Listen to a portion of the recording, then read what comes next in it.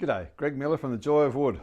I love the way a spoon scraper can make the inside of your spoon bowl so beautifully smooth and uniform in its shape.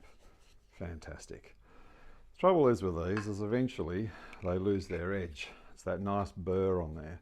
So what I want to do is show you how to fix up that burr. I'm going to grab my little metal vise, poke it down into this one. Just gets it up at a convenient height for this job as well.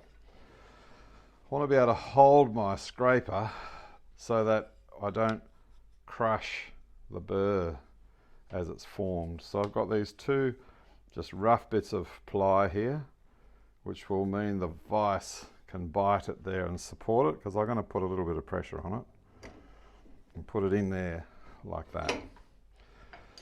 So I want to get this burr sorted on here. Now this end of this particular one hasn't had a burr rolled on it yet, so I'm going to do that now and show you how it's done.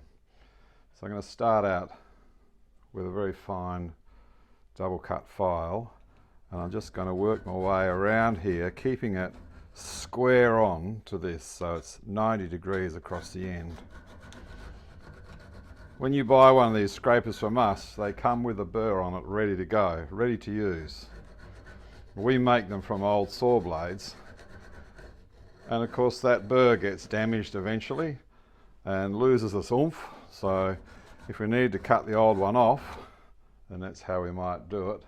There's a whole lot of really fine scratch marks there.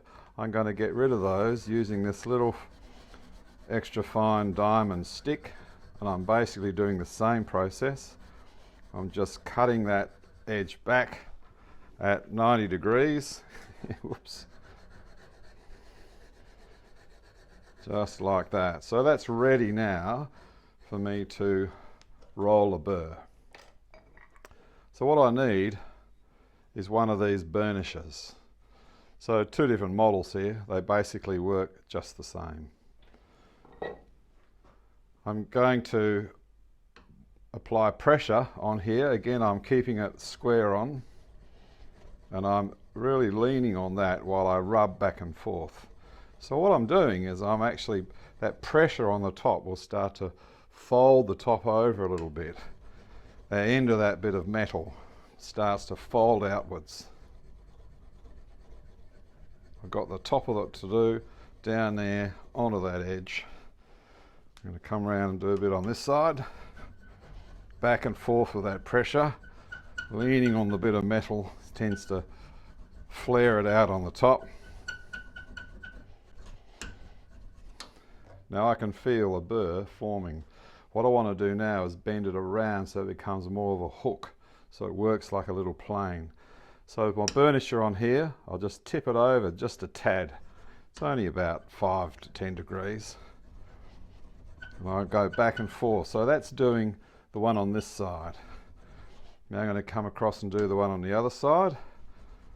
So I've still got that bit of pressure on there because we're bending that around. That's feeling pretty good. So now I'm going to come around this side and work over here. This is just how you sharpen a normal cabinet scraper, and it's a little bit tricky because we've got this curve to do. Oh, that's beautiful. Okay. So that is how we use a burnisher to do those edges, to brighten them up. So let's test it out. I'll move that out of there. I'll put this spoon back in here. Alright, it's got it sitting in there like so. And in we come. Now when we do this, what we want to see is all those lovely little shavings, nice and fine. If you divide this up into quadrants, like that, like crosshairs, in this top corner here I've got to go this way. In that corner I go that way, there I go that way, and there I go that way. That way I'm not going against the grain. So I'm going to come around here. The beauty of this is it gives it a uniform shape. So where you've got rough marks from your knife or your gouge. It cleans all that up. If I want to extend the bowl a bit wider, I can work a bit higher up the top of the wall. If I want to go a little bit deeper, I can work down the bottom. So that's done that side and that side. These corners here, I could go around there and do it, but I'll show you another method. Instead of bringing it down like that, laying it down so that little hook engages like a plane, the other way of doing it is to lever against my thumb. So I'll lever over there. Thing to remember is to let the scraper tip over so the little hook is doing the work.